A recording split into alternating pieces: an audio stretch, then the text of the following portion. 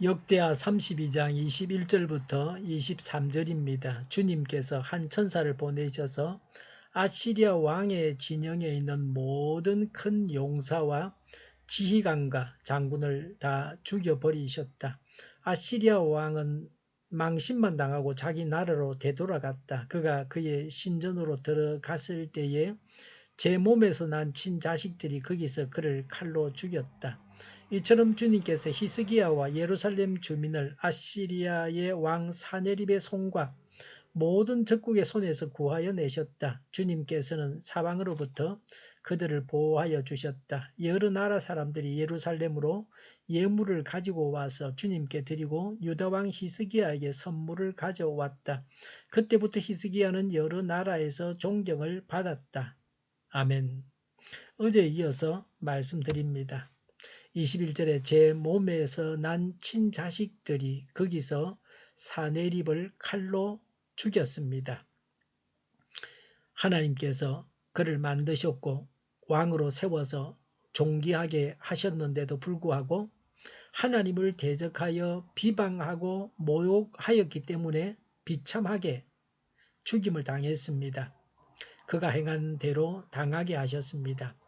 우리가 이 세상에서 예수님을 부인하면 예수님도 하늘 보좌에서 천사들과 함께 우리를 부인하겠다고 하셨습니다. 정의의 하나님이십니다. 지은 제대로 갚으시는 하나님이십니다. 하나님을 대적하지 말아야 합니다. 하나님을 모독하지 말아야 합니다. 아마도 사내립은 10계명을 다 범했을 겁니다. 특히 제3계명을 어겼습니다. 하나님의 이름을 망령되이 일컫지 말라고 하신 말씀을 어겼습니다. 망령되이 일컫는다고 하는 것은 함부로 부르는 것을 말합니다.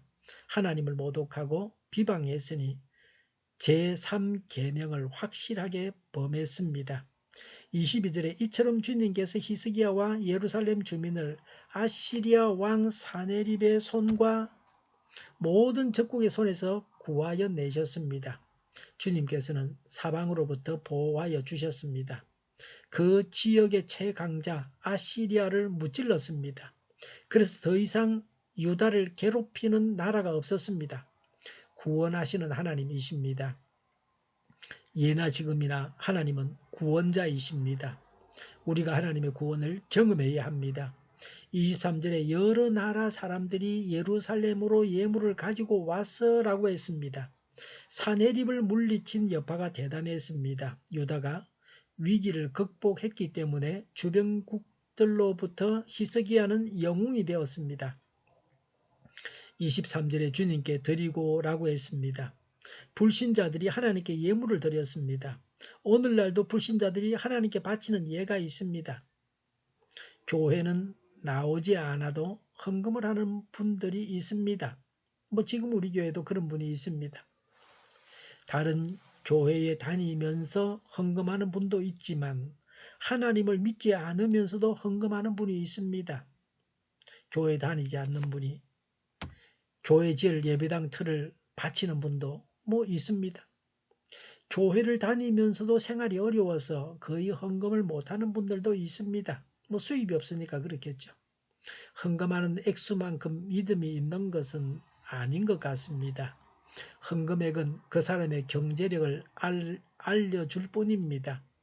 누가 헌금을 많이 했는지는 하나님만 아십니다. 가난한 중에도 헌금을 많이 하는 분들이 있습니다. 하나님께서 주시는 상을 받을 것입니다. 가난한 분인데 통장에 돈이 많이 들어왔다고 하면서 10만 원을 주시는 분도 있습니다. 여유가 있으면 주고 싶어 합니다. 그래서 하나님께 더욱 감사하게 됩니다. 예수님은 가난한 가부의 소액 헌금을 칭찬하셨습니다. 우리가 하나님 앞에서 행하면 됩니다. 사람들의 눈을 의식할 필요가 없습니다. 하나님은 우리의 모든 것을 다 알고 계십니다. 하나님께서 인정하는 자가 되기만 하면 됩니다. 23절에 유다왕 히스기야에게 선물을 가지고 왔습니다. 하나님께서 구원하신 것을 모든 사람들이 다 알았습니다. 하나님을 드러내는 사건이 되었습니다. 23절에 그때부터 히스기야는 여러 나라에서 존경을 받았다라고 했습니다. 히스기야 왕이 한 일이 무엇입니까? 히스기야가 한 일은 없습니다. 기도한 것이 전부입니다. 다시 말해서 하나님을 믿었던 것뿐입니다. 아시리아를 무찌르신 분은 하나님이십니다. 항상 성경을 보면서 우리가 이 점을 놓쳐서는 안 됩니다. 우리가 성공하고 승리하고 번영을 누릴 때에 하나님께서 행하셨다고 고백하고 하나님께 영광을 돌리고 겸손해야 합니다. 이것이 매우 중요합니다. 사람은 자꾸 고개를 쳐듭니다. 그래서 승승장구하지 못합니다. 섰다가 바로 넘어지고 맙니다. 모세가 가나안 땅에 들어가지 못한 이유가 바로 이것입니다. 번영이 위기라고 하는 것을 다시 한번 여기서 우리가 기억해야 합니다. 이제 25절에서 히스기야가 교만했다고 지적하고 있습니다. 복을 많이 받으면 교만해집니다. 솔로몬이 극명하게 보여주고 있습니다. 우상숭배는 겸손에서 나오는 것이 아닙니다. 교만에서 나옵니다. 번영을 교만의 기회로 삼는데 번영이 왔을 때는 항상 교만하지 말아야 한다는 것을 명심해야 합니다. 복을 받았을 때에 하나님께 감사하고 찬양하는 일을 쉬지 말아야 합니다. 내 속에서 내가 잘났다고 생각이 나지 않을 만큼 하나님께만 영광을 돌려야 합니다. 가장 무서운 적은 마귀가 아니고 우리 자신입니다. 이만 하면 되었다. 나는 잘났다 하는 교만한 마음입니다. 왜 망하는지를 분명하게 알아야 합니다. 하나님을 대적하는 자는 망하고 하나님을 구원자로 의지하고 기도하는 자는 번영을 누리고 영광을 받습니다. 번영을 누릴 때에 자신을 잘 다스려 교만하지 않고 계속 하나님을 높이고 겸손해야 합니다. 기도하겠습니다. 번영을 누리면서도 겸손하게 하옵소서. 영광을 하나님께 돌리게 하옵소서. 하나님을 높이게 하여 주시옵소서. 오늘보다 내일이 더 낫게 하여 주시옵소서.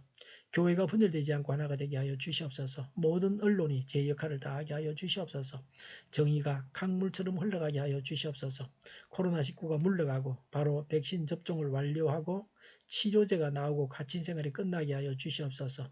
수도권과 부산의 환자 폭정을 막아 주옵소서.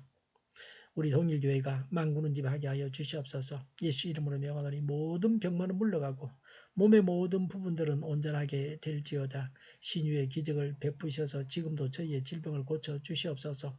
코로나19로 신음하는 모든 자들을 고치시고 온전케 하여 주시옵소서.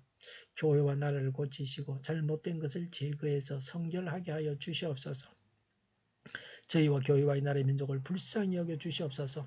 하나님께서 기뻐하시는 나라가 되게 하여 주시옵소서. 늘 맑은 공기를 마실 수 있게 하여 주시옵소서. 공부하는 학생들에게 지혜를 다하셔서 앞서가게 하시며 합격의 영광을 누리게 하여 주시옵소서. 주일을 잘 준비하고 내일은 감염이 없는 예배, 은혜가 넘쳐나는 예배를 하나님께 드리게 하여 주시옵소서. 오늘도 차고 넘치는 삶, 복된 삶을 살게 하여 주시옵소서.